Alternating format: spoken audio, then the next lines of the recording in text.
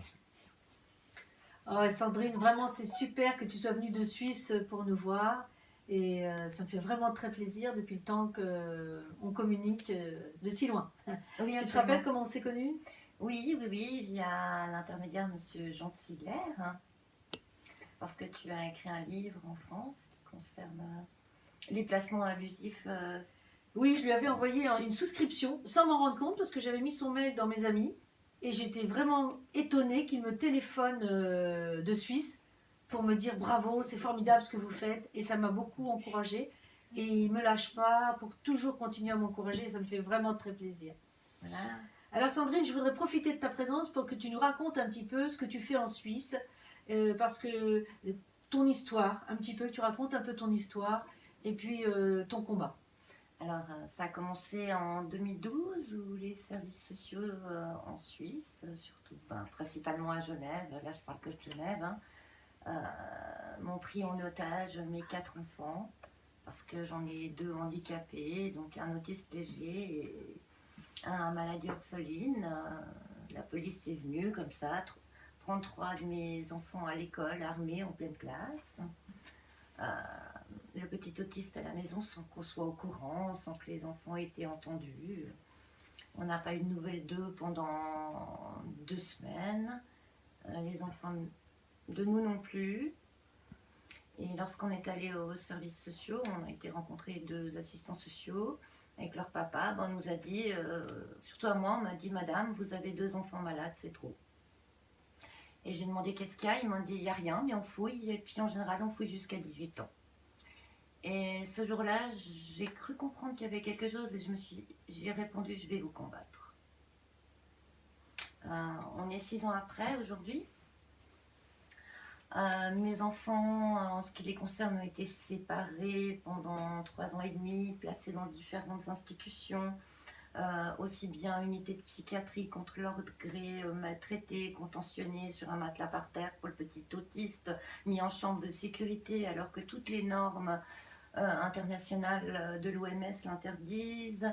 Mon aîné a fait la grève de la faim, donc il a de la soif, hein, en contestation du placement en foyer. Il a aussi été placé dans la même unité où il était terrorisé parce qu'il a vu son frère rentrer avec des bleus physiques quand on les avait le week-end.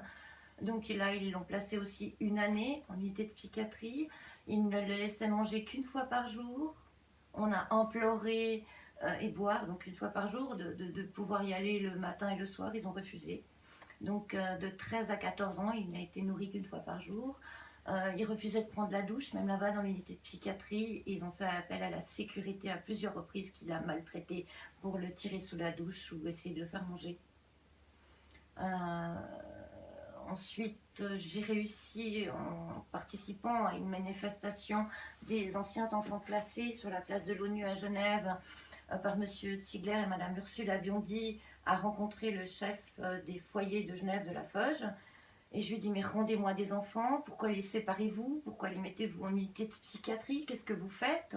Rendez-les-moi. Et à ce moment-là, il y a eu un rapport de fait qui a juste dit, la mère demande que les enfants soient réunis. Par la suite, donc là ils sont réunis depuis je dirais 1 année et demie, mais ils ne sont toujours pas restitués. Et c'est là en Suisse que j'ai commencé à ouvrir un compte Facebook. J'ai vu que j'étais très regardée, je recevais des messages de parents, de plus en plus. J'ai rencontré une association à Genève, PMES, que tient Madame Leila Pellissier, qui m'expliquait que ça faisait longtemps qu'il y avait des abus des services sociaux.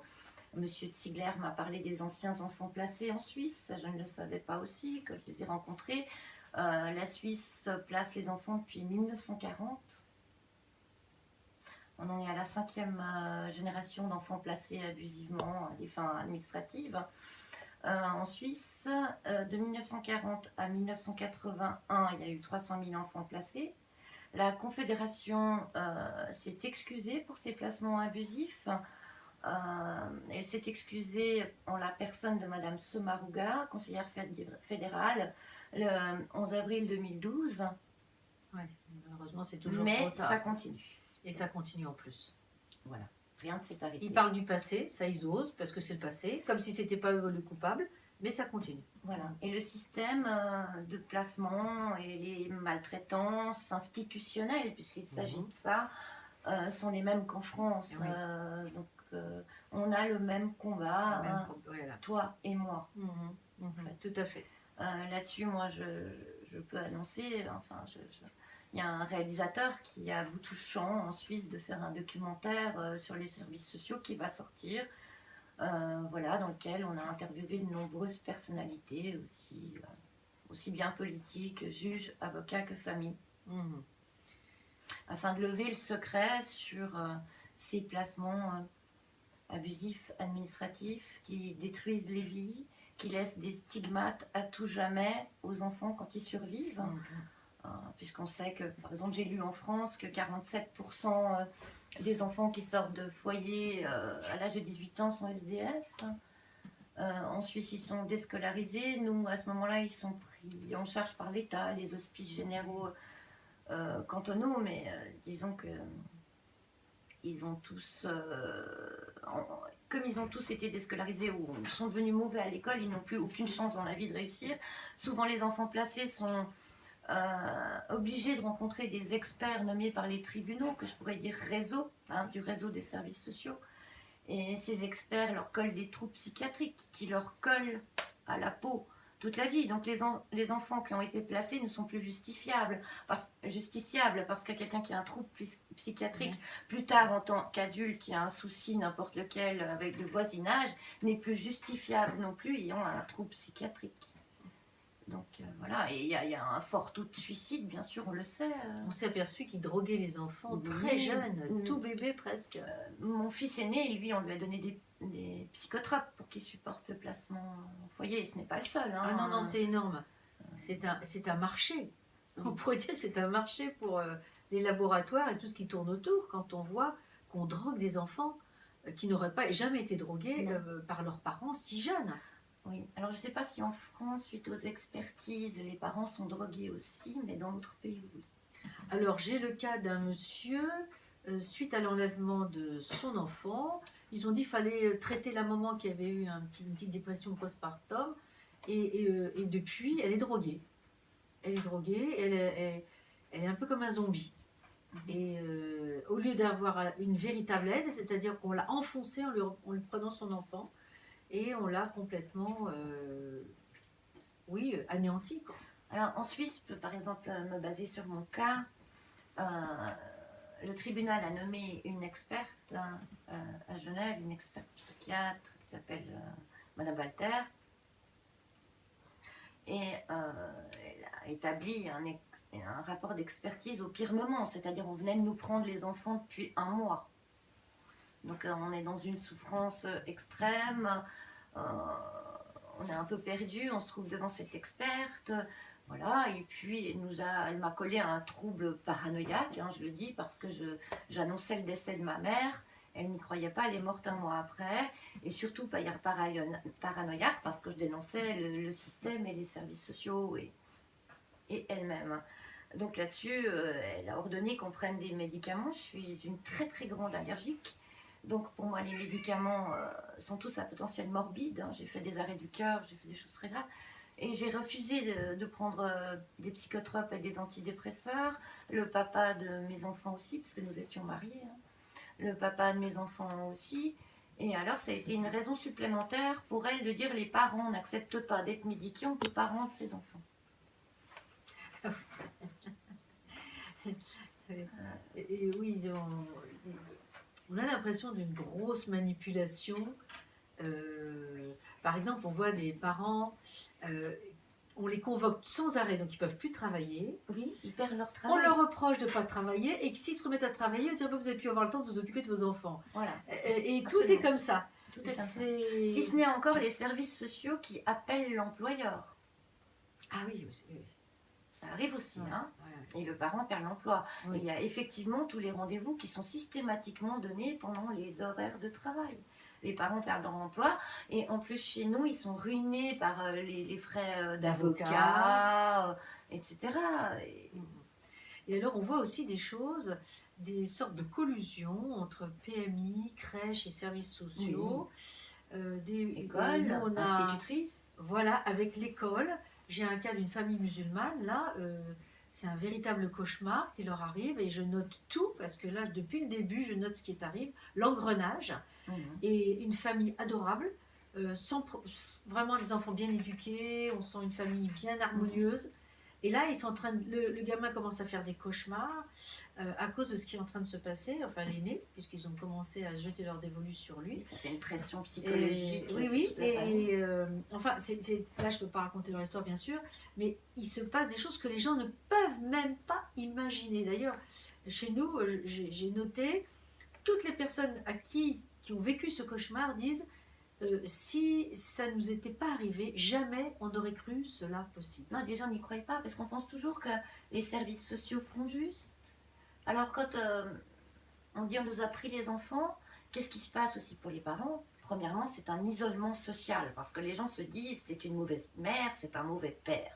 Donc on leur a pas pris leurs enfants comme ça, ils ont voilà, fait quelque chose. pour rien. Bah oui. Et quand on essaye d'expliquer à l'entourage tous les mensonges, enfin les contre-vérités écrites systématiquement par les services sociaux, qu'on essaie de prendre un expert psychiatre externe qui n'est pas accepté par le tribunal, qu'on a eu des témoignages de médecins, n'existe pas. le contradictoire n'est pas permis.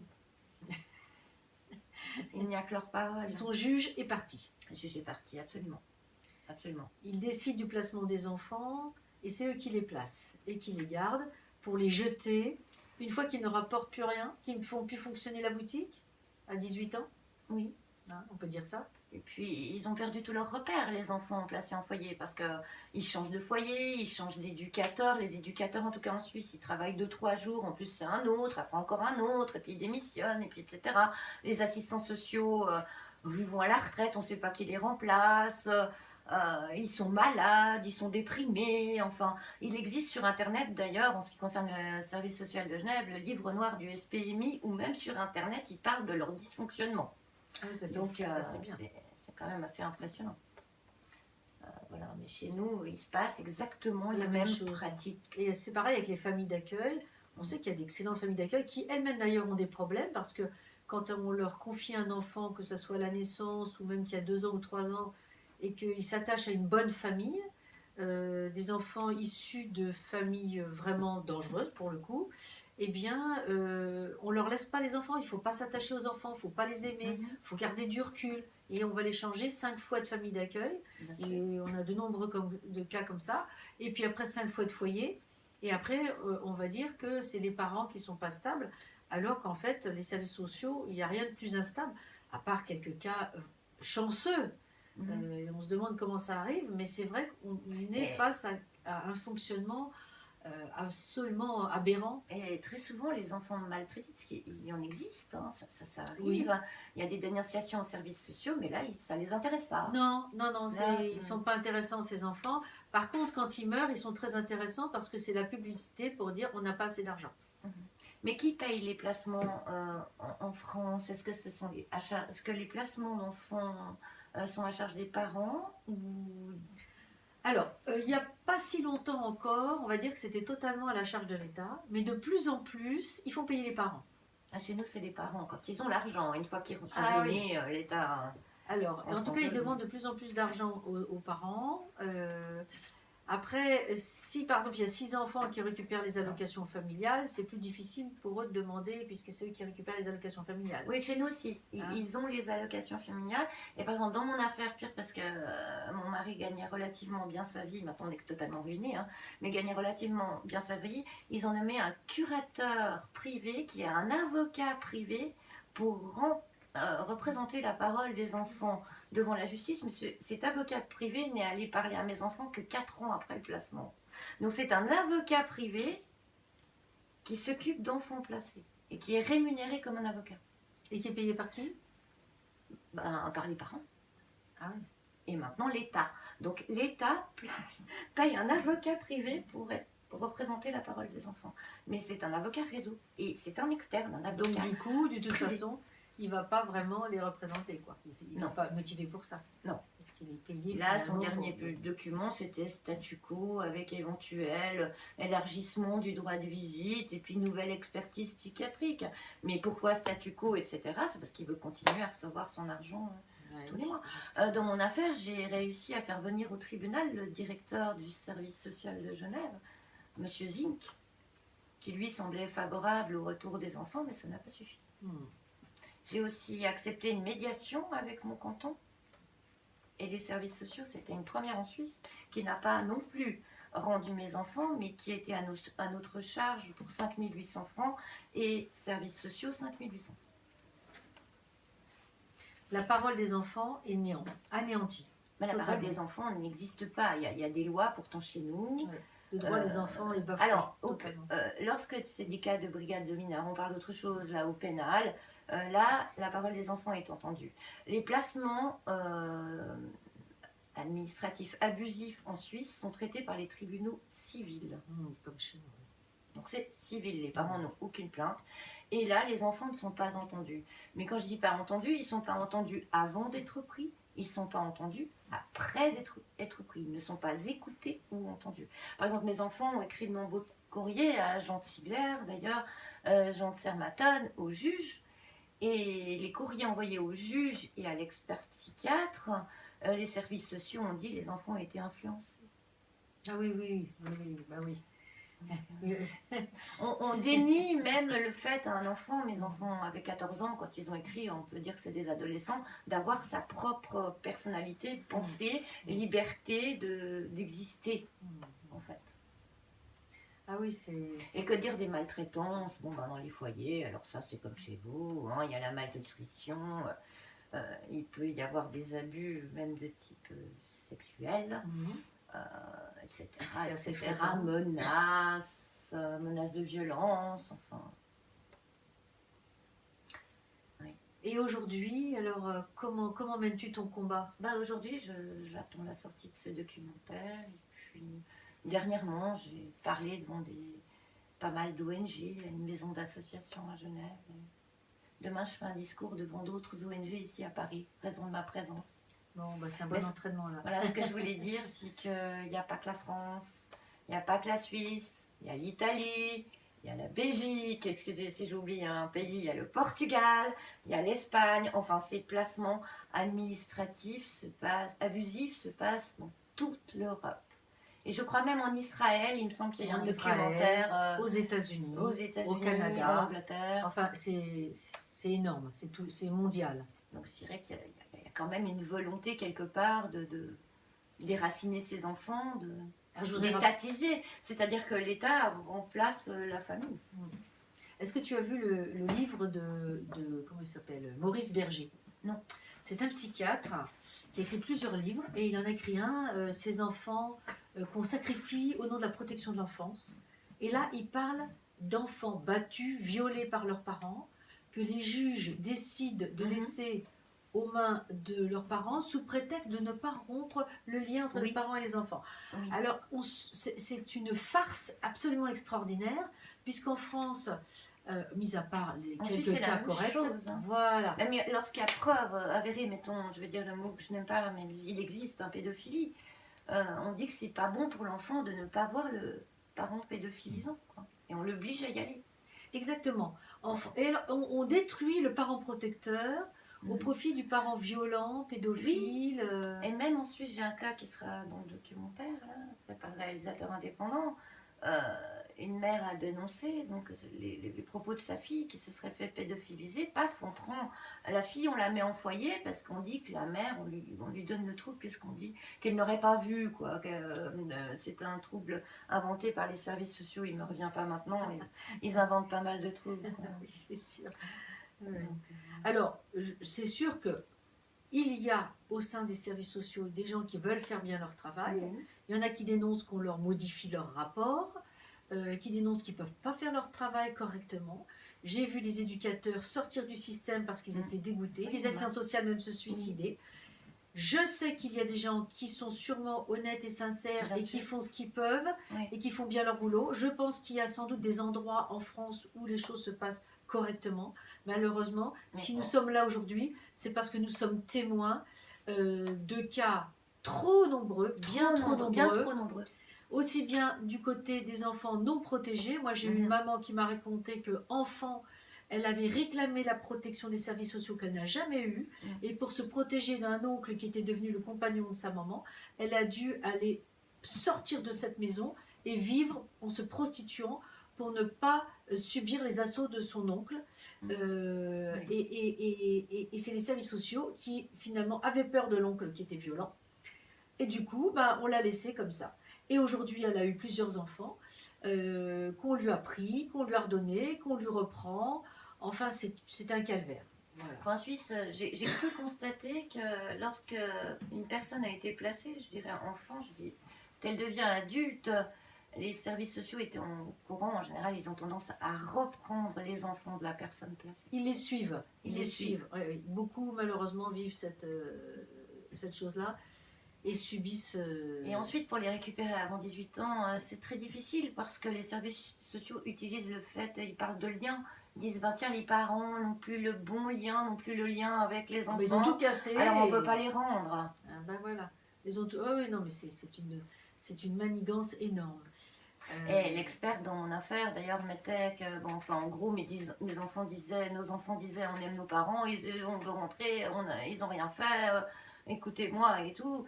Et elle préconisait la famille d'accueil en disant qu'ils ne voulaient pas s'habituer à l'institution, voilà, ce qui n'était pas normal et que c'était un conflit de loyauté entre l'institution et les parents. Donc ça devient un conflit de loyauté d'aimer ses parents et pas assez l'institution, donc elle préconisait la famille d'accueil.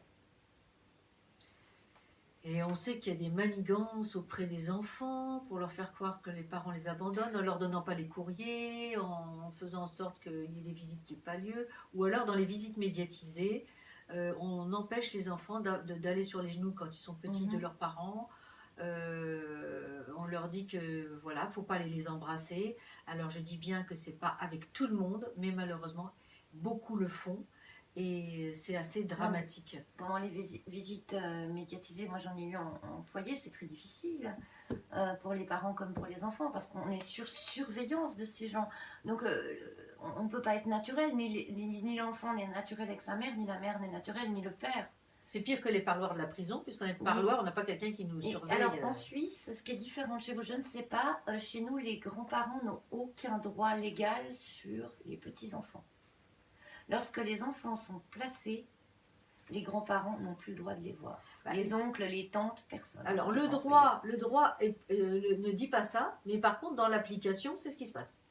Chez nous, ils n'ont pas de droit. Ah oui, les grands-parents ont des droits, la famille a des droits, mais ils font comme si ça n'existait pas parce qu'en fait, ils veulent garder les enfants. Ça, c'est clairement. Alors, si c'était des enfants vraiment qui avaient eu des parents très violents et qu'ils aient peur qu'ils cherchent, s'ils sont dans la famille, de quand même les voir, on pourrait comprendre. Sauf que comme ce n'est pas le cas, on applique à des enfants dont les parents ne sont pas violents des choses qui pourraient convenir dans l'autre cas, et du coup, tout est inversé. Et du coup, ça devient de la maltraitance. Mais j'ai eu un cas dans d'autres cantons aussi, etc., ou plusieurs, où les enfants étaient placés parfois chez la grand-mère, avec interdiction à la mère d'aller voir sa fille, donc la petite fille. Donc la mère était interdite de voir sa maman à elle, et ne pouvait pas voir sa fille. Ça arrive aussi, ça. On arrive à des aberrations totales. Voilà. Et puis chez nous, en tout cas à Genève, les parents ne s'appellent pas parents, avec les services sociaux, on s'appelle usagers. C'est un terme psychiatrique. Usagers. Et les enfants sont des dossiers dans le fond. Dès que les services sociaux arrivent, il y a un numéro de dossier pour les procédures civiles et puis voilà. Alors du coup, j'ai fait un petit prospectus qui se baladera peut-être bientôt dans la France, dans lequel je parle, j'ai pas le livre là, mais de Maurice Berger, qui dénonce ces enfants qui sont vraiment maltraités et qui ne sont pas placés. On l'a vu pour l'enfant qui a fini dans la machine à laver à Paris.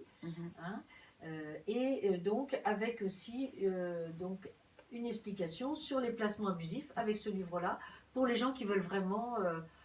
Rafle d'enfants 2015. Pour certaines personnes, ce titre paraissait lourd et dur, mais pour les victimes, ce mot est tout à fait adapté à ce qu'ils vivent. En plus, ce que j'ai envie de dire, moi, et d'avertir, c'est que personne n'est à l'abri.